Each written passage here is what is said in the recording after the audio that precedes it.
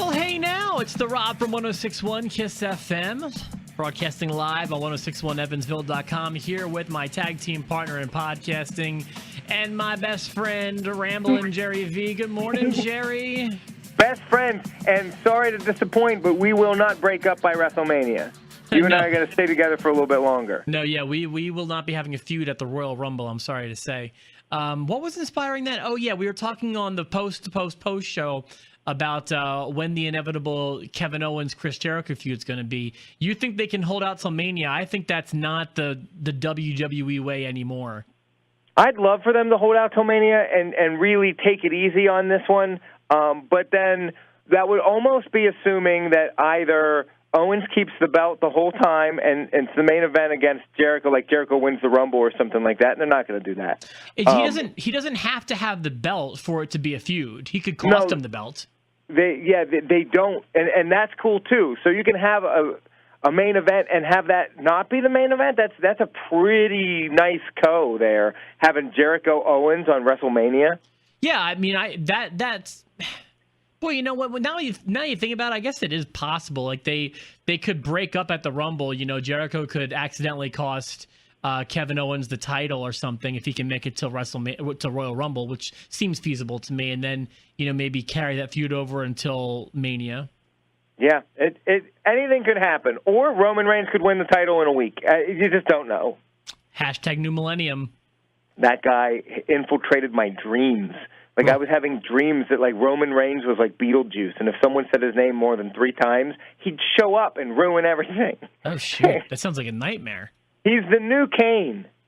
Does Kane appear in your dreams? No, Kane just ruins everything. He ruins it. He ruins a perfectly fine Bray Wyatt feud. He ruins everything. Any good ladder match, he's always inserting himself into. Like, he's been in, like, more ladder matches than most of the young guys in there. It's like, God, why? I'd rather Gangrel pop out of a coffin than oh my God, that would be all. I think everyone would lose their mind for that. Right. So anyway, did you watch SmackDown last night? I did. I watched it, and man, oh man, can we call it the James Ellsworth show? I think that might be what it's listed on as my cable guide now. I mean, it's like it's got to say starring James Ellsworth before it says starring anybody else. He was the star last night. He's all over the place, and he's just so perfect with that dumb face. He just stands there for too long. Yeah, no, he had some great facials last night, but the best one was the one at the tail end of the show where when Dean wins and James Ellsworth is on the ground looking up to Dean like he just did something really, really good, like smiling. Yeah, it was so funny and so adorable. It was actually a moving moment. Yeah, it was. It was moving. They found the writing on SmackDown has just been bananas. It's been top notch because they're not. It'd be easy, and I'd be afraid of making it too corny or putting too much James Ellsworth in or making him too important. Like there are a lot of landmines here, and they're skillfully navigating it. It's not too much. It's just enough. He's charming. He's silly. The announcers aren't making too much of a joke about it, but just enough of one. Everyone's cracking on his chin. It's good. It's good. Yeah. He's not going to be around forever, but it's good. I thought for sure that when he made that appearance in the main event, which was inevitable, that he was accidentally going to cost Dean the title again. I was pleasantly surprised when it took a left turn. But not only that, this makes me feel like he's not going anywhere anytime soon. No, he's Dean's buddy. I love him as Dean's sidekick. Dean went from having Roman Reigns and Seth Rollins as his boys to having James Ellsworth. Yeah, and when he escorted him out of the building, he was like, "It's okay. Anyone with 2 hands can call an Uber and get out of here. I know you still have your tights on. Goodbye, goodbye, goodbye." Pushes him out the door. I just thought that was great. I have a few lines of the nights, all of them regarding James Ellsworth. I can pitch them to you if you want. Sure. Was that yours? Was that yours? Yeah, my line of the night was, "I know you still have your tights on, but go." It's either that or, "How do you feel about James Ellis?" I have that one too, but that wasn't one I have in serious contention. All of mine actually came from JBL. All of them directed towards James Ellsworth. You ready? I'm ready. Number 1, you can pick which one you like best. Number 1, he's a generation away from walking on all fours. That was a good one. Number 2, he's still dressed in his Halloween costume, whatever the hell that is. And number 3. Oh, I know which one this is. This is my favorite. Get that iguana-looking alien out of here. That's not the one you were thinking of, was it? It's not the one I was thinking of, but that's a good one too. Which one are you thinking of? The one like he hasn't completed the evolutionary scale or whatever. Like I must have missed that. Oh, it was at the end. They're dragging Ellsworth out. They're finally dragging him up the ramp. I liked how Dean Ambrose goes up at the end of the show and props him up and helps him, checks on him, and then lets him fall back down. He's really good fodder. He really is, and he gets it, and everyone kind of gets it. And, like, you know, my girlfriend watched just for a minute when we were eating dinner last night, and it was on. She's like, who is this guy? And, yeah, it's just ridiculous. And I was like, actually, you've seen him before. He was one of the jobbers for Braun Strowman right after the draft. And she's like, oh, my gosh, that's nuts. He had a heck of a pop. She, my girlfriend works in the medical field. She's a CNA and, you know, works at a place where they perform surgeries and stuff. And her observation was you can tell clearly from his face and scars on his face that he has definitely had at least one surgery on his face. I believe just way he talks and his face, I bet he had a cleft palate. I don't know. I heard him on Chris Jericho's podcast, and Chris was asking him about his chin, and it was a very honest interview. Like, he wasn't in gimmick or anything or in kayfabe. And he's just like, I don't know. I have no chin. My parents had no chin. This is just what God gave me. So I don't, but maybe it wasn't like a chin thing. Like, why would someone get their face restructured to look like that? You know, right. Like that's the thing. And even when you're an underground wrestler or whatever, like, I don't know what he had done, but I don't think it was like aesthetic. It could, I mean, what you said makes sense. Yeah, like a cleft palate. Like it's we're going to fix it so you can talk, but we're not going to fix it so you look good. Yeah. That might. I mean, I wish Jericho would have probed him a little deeper on that one, but it was a good interview. And you know what? It gave me a lot more respect for Jericho. James Ellsworth had really nice things to say about Chris. Even when Ellsworth was like just the job guy to Strowman. He was saying that Jericho was real nice to him in the back, like took him under his wing, was talking to him, let him, you know, was hanging out with him in the dressing room. Like that made me feel good about Jericho. Yeah, and I feel like Jericho is a leader back there, and he has every right to be one of the jerks backstage. He could be like a JBL if he wanted to be and get away with it, but he doesn't want to do it that way. And I think that's awesome. And I think it's great that it seems to me like Ellsworth is a guy that's just soaking it in, loving every minute. There's no ego there. Yeah. He's probably one of the guys that shows up as soon as you're allowed in the building. He's there. And then he stays till the end. He's a guy who, if you give him a contract, I don't know what his contract status is. I don't believe he has one. He can't have one, or he wouldn't be coming to this big-time wrestling thing that's in Altoona. Well, there's that, too. He's going to appreciate it when he gets it. Yeah, he's gonna work hard. If you told him or me or anybody, but if you told him 6 months ago, James Ellsworth, on November 1st, 2016, you're going to open SmackDown with a promo. Yeah, or forget that. Like, you're going to beat the WWE champion 2 weeks in a row. More times than John Cena has. Yeah. And, like, so this week, Raw opens with Goldberg, and SmackDown opens with Ellsworth. And they both gave me chills. Yeah. And both were logical ways to start the show. Oh, my God. It was great. It was great. And they teased him leaving, and the crowd didn't like it. You know, like, clearly they know what they have in James Ellsworth for now, and they're using him properly. Like, are they ever going to be able to have a legitimate feud with him and AJ Styles? No. Nobody thinks that that's the case. But team him up with somebody? I don't know. I have a prediction. I don't know if he'll get a contract or not. My guess is going to be maybe. Forget about that part. My prediction, though, is whether he gets a contract or not, he will have a spot in the Royal Rumble. I won't bet against you on that. I won't. I'd be happy if he showed up at WrestleMania. He could win the Royal Rumble. Do you think he'll get a contract? I feel like if they were going to, they would have done it by now, but I still feel like he's destined to. What do you think? Or are we sure he hasn't gotten one? I don't know. Maybe, when they do sign guys, I believe they usually let them fulfill their standing commitments. Yeah, they're going to let him do his thing. I don't know. I don't think he signed. I'm not positive. I could meet him and get a picture taken with him and get a signed thing for $30. If you do and meet him and you get your picture taken with him, will you change your Gmail picture to be you and James Ellsworth as opposed to the Steelers thing? Yes, and he will be holding up a sign with me and my kid that says post to post. Oh, my God, that would be amazing.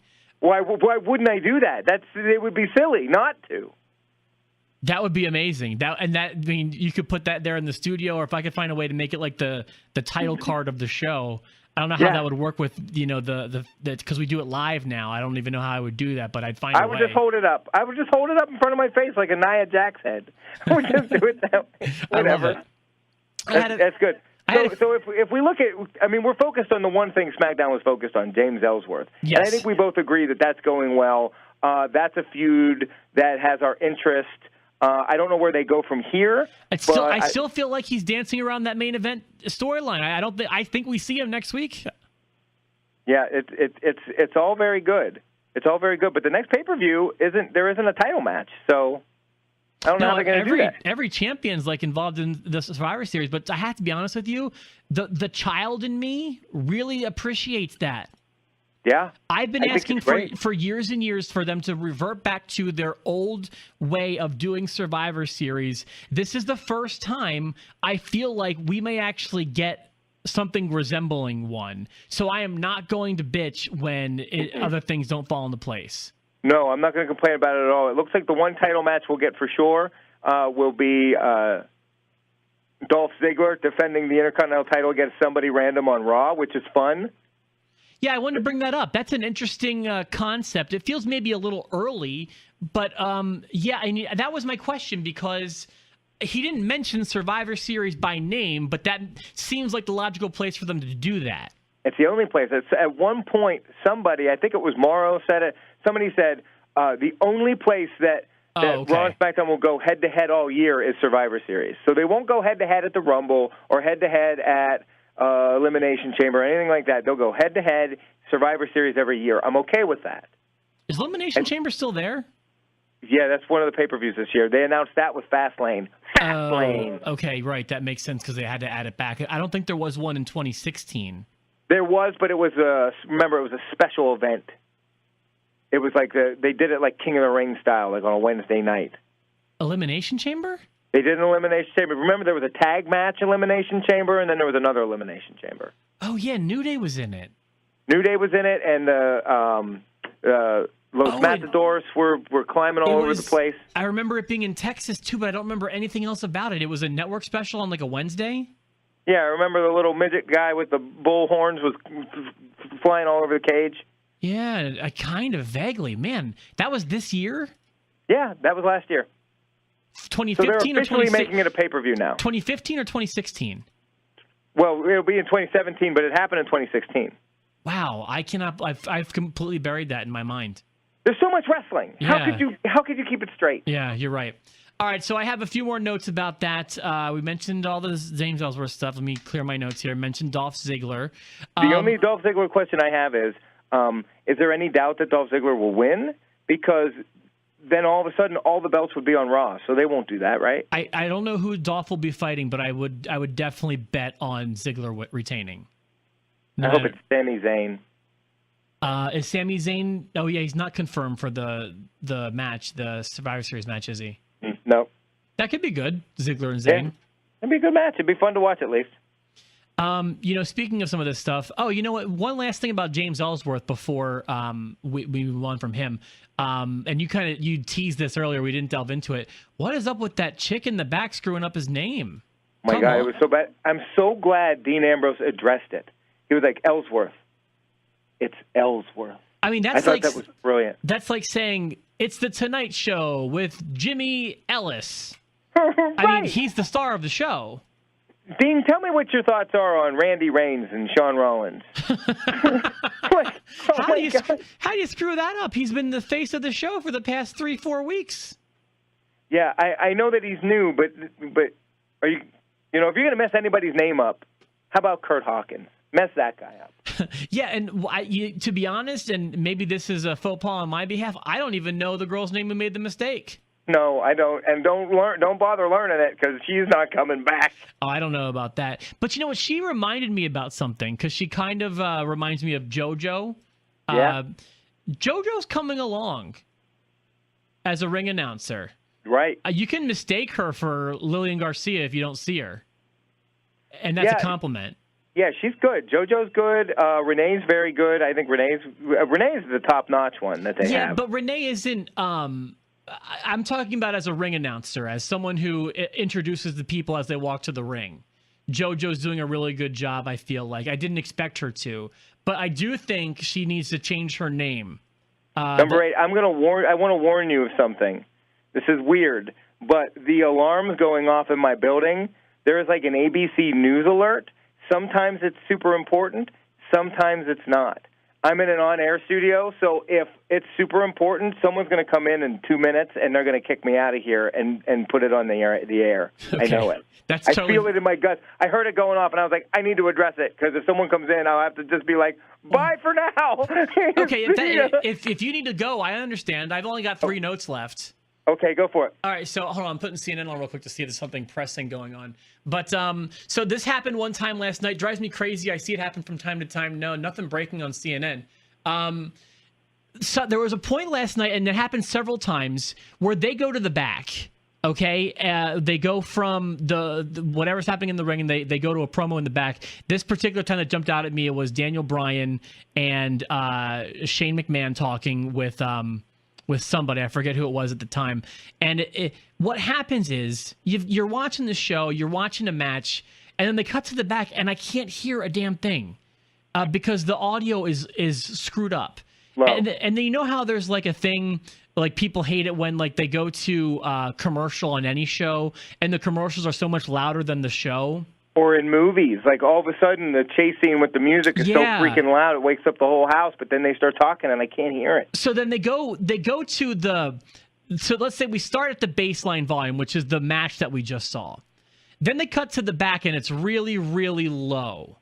And then they go to commercial and it's higher than the baseline is. So the jump from the audio was driving me crazy last night. Right. Yeah. They need to work on that. That's one of the, I guess, detractions of a live show. I'm not complaining that it's live, but there's that. Oh, suspect in custody in the ambush of the police officers is the breaking news. Okay. They've got the suspect in custody. You know the story I'm talking about, right? I do. I know exactly what you're talking about. So I'm surprised someone hasn't kicked me out for that. Okay, and then 2 more things. American Alpha. I couldn't tell if they were still celebrating Halloween as the Steiner brothers. They look like the Steiners. They're very good. Oh, it was a bad night for nostalgic tag teams. The Headbangers didn't even get an entrance, and the Spirit Squad and the Headbangers lasted a combined minute 37. Did you time it? I didn't, but I'm just guessing, and I think I'm accurate. The Headbangers are my final note. I'm happy to see them. I like that they're still around, but I'm almost happy they didn't get an entrance because last time their entrance was so deflating to me. It was just like it was like a default video that didn't even contain them, and just like the words, the Headbangers or something. It made me so sad. Plus, they have like their own music. Like, give them their music back. 3 squashes last night. There was the Kurt Hawkins squash. There was the Spirit Squad squash, and then the Headbanger squash. Yeah, you're absolutely right. So, but all in all, still enjoying SmackDown. Can't believe I'm saying that this far past the draft, but it's doing a great job. Great writing, and you've got 3 main eventers in Dean Ambrose, AJ Styles, and James Ellsworth. James Ellsworth, who is a generation away from walking on all fours, according to JBL. My last thing that I want to say, and I want to spend literally 20 seconds on this. Randy Orton with the Wyatt family, I don't care. I'm sorry, I don't care. I kind of care because I don't think this is where this is ending. I think this is just a page in the story, and I think it's got potential to go either way. And this is like when Daniel Bryan did the same thing. pretended to be in the family for a minute and then turn on him. He didn't pretend. He was forced to be. He lost a match or something where it stipulated he had to be in the Wyatt family. Okay. So that wasn't like his choice, but I think for like a few weeks he was embracing it or something like that. But yeah, anything else you want to throw in before we wrap it up? That's it. I think that's all for now. Are they banging down your door?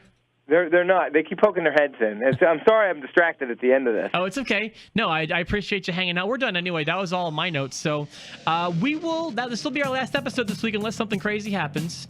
Yeah, unless somebody dies. Yeah. That's usually the thing. We'll be back on Tuesday with another live edition of Post to Post. For myself, the Rob, and my tag team partner, Mr. Jerry Valeri, have a great day.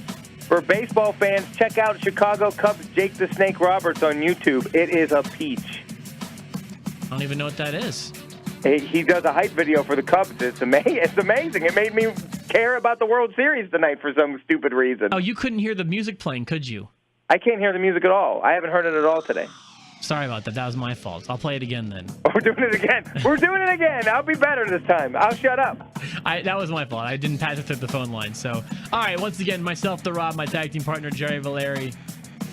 The breaking news: suspect in custody after the assault on police officers, the killing of police officers. F him. I'm glad they caught him.